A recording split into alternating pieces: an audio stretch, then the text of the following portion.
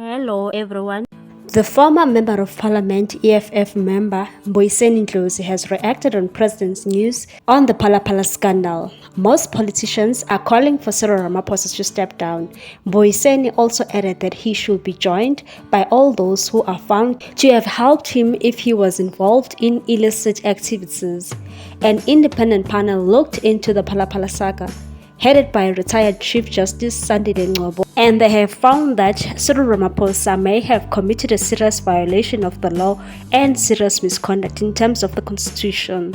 Several politicians and political parties have reacted to the findings, while Mr. Phala himself have maintained his innocence. He was set to address the nation on Thursday, but this was postponed amid speculation Ramaphosa might resign.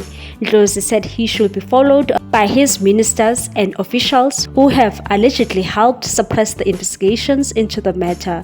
He wrote on Twitter, "There is no way Ramaphosa suppressed Phala investigations and recovery of his dollars alone. All police generals, captains, ministers and deputy ministers who assisted him in undermining South African laws and the constitution must fall with him," and claimed that Ramaphosa must fall. Ramaphosa said he had endeavored throughout his tenure as a president to abide by his oath of office and set an example of respect for the constitution, institutions, due process and law.